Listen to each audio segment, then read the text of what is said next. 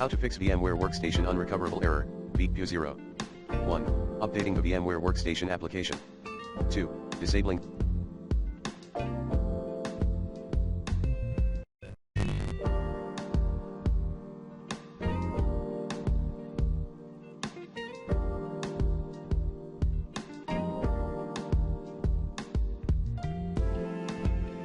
/uninstalling similar virtualization software, say VB.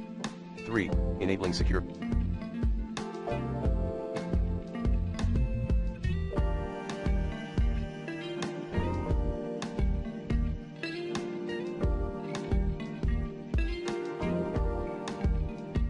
virtual machine, SVM, or Intel virtualization technology from BIOS/UEFI. 4.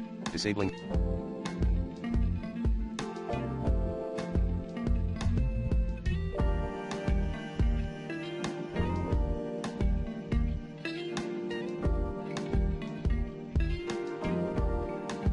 simultaneous multithreading, aka SMT control, in the BIOS/UEFI.